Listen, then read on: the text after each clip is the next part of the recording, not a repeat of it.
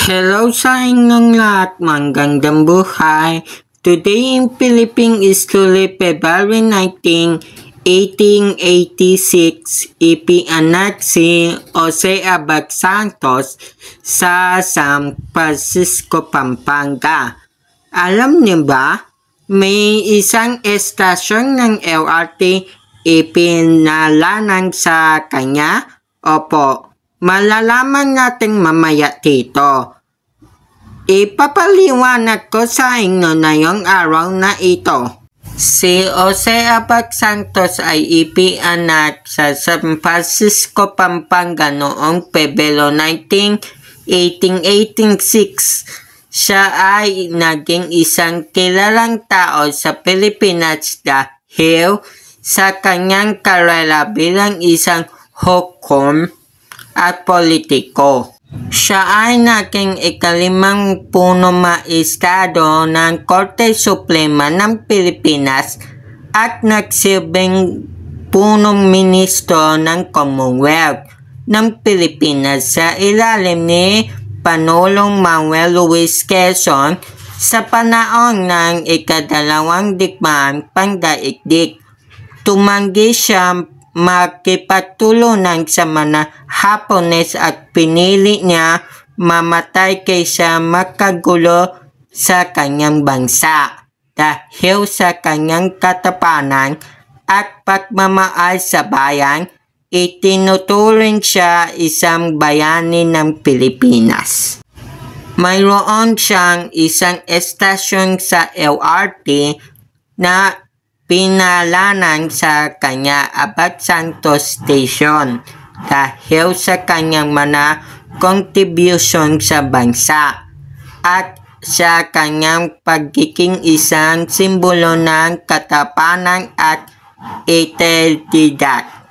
Bilang isang mahusay na hukom at isang tapat na lingkod ng bayan, nakilala si Jose Abad Santos sa kanyang pagiging matapat at walang kinikilingan sa papatupad ng batas. Sa panahon ng ikadalawang digmaang pandaigdig, tumanggi sa makipagtulungan sa mga Hapones at pinili niya mamatay kaysa makagulo sa kanyang bayan. Dahil sa kanyang katapangan at pagmamahal sa bayan, itinuturing sa isang bayani ng Pilipinas. Ang pagbibigay ng panalang sa isang estasyon sa LRT sa kanya ay isang paraan na pagkilala at pag-alala sa kanyang mga contribution sa bansa. Ang pelikula Honor the Legacy of Jose Abad Santos ay naglalayong ipakita ang buhay at mga prinsipyo ni Jose Abad Santos, isang kilalang Pilipino na naging punong maestrado ng Korte Suprema ng Pilipinas at punong ministro ng Commonwealth ng Pilipinas. Ang mensahe ng pelikula ay tungkol sa una, pagmamahal sa bayan, pangalawa, karapatan, at pangatlo, integridad.